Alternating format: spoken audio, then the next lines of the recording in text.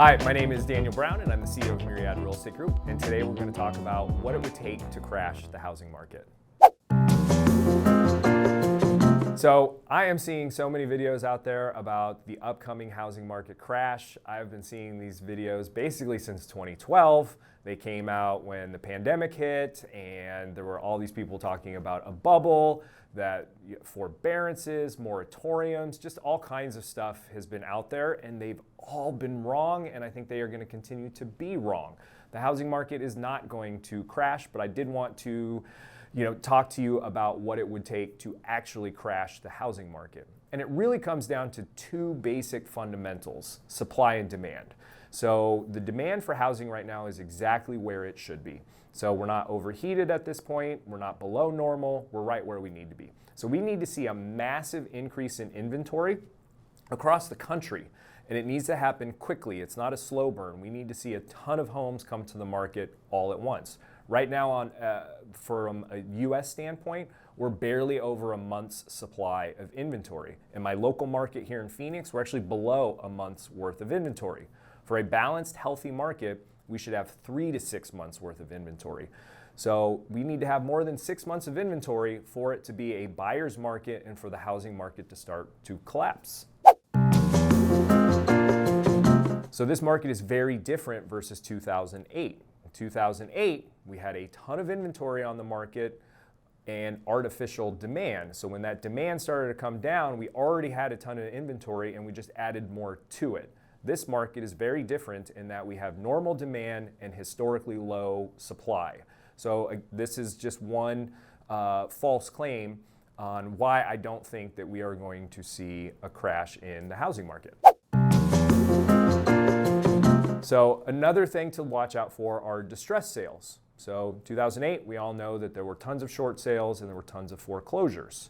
So in this last mini recession that we had due to the pandemic, we saw the federal government step in and put a moratorium on foreclosures and then allow people to do forbearance. And that's where they started to move their mortgage payments to the end of their term and gave people a break so that they would avoid being late on their mortgage payments. So if you applied and you were granted a forbearance, it lasted for several months or years. Those payments don't just disappear, they get tacked on to the end of your mortgage so that when you go to refinance or sell, those payments then get paid off. So it's my belief that the federal government does not want a repeat of what happened in 2008.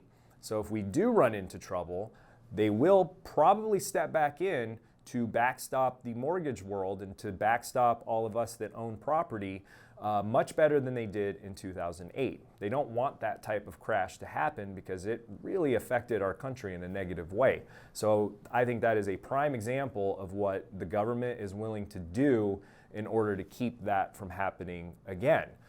Moratoriums on foreclosures and giving everybody the opportunity to apply for forbearance if they need it. And so right now, we are well past that mini recession leading into the pandemic. We are hopefully outside of the pandemic for the most part, and we are still at historic lows for foreclosures and distressed sales. Everybody's property value has skyrocketed, so if they do need to sell or they can't afford their monthly payment anymore on their mortgage, they should just sell, enjoy the equity, increase their net wealth through that sale, and that is a little bit more inventory to the market, which is a good thing.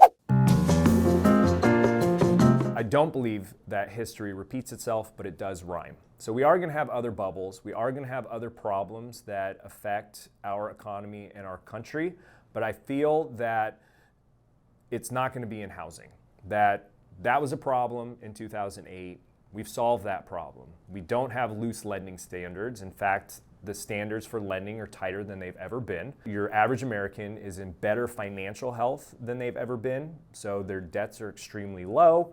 They've got extra money in their bank accounts. I think the statistic that I read is your average American has over $5,000 sitting in their savings account. So the average American is in a much better financial situation now than they were going into that 2008 collapse of the housing market. And so will there be other bubbles? Will there be other economic problems that exist? Yes. But we fixed that hole on our ship.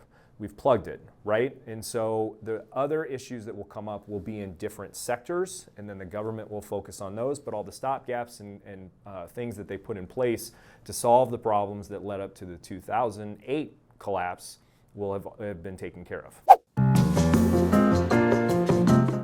So in summary, you are going to see a lot of articles and a lot of clickbait YouTubers coming out talking about the housing market crashing because demand is coming down, which we want. Supply is coming up, which we want. Builders are slowing down and not building as much. They're not issuing as many permits because builders aren't dumb. They know that demand is pulling back. And so everything that the government and the Fed wants to happen in the housing market is happening the way that it's supposed to, and it's a good thing. The market's not crashing because these things are taking place. The market is improving because these things are taking place. If we want to see a crash, we need a massive increase in inventory, which I don't see happening. Our inventory is going to increase and it's going to happen slowly. We need to see a massive decrease in demand, well below normal, because again, our inventory is super, super low. So I believe that supply-demand curve is just going to shift down. We're going to see less volume happen for a period of time, just in general. It's more expensive to borrow.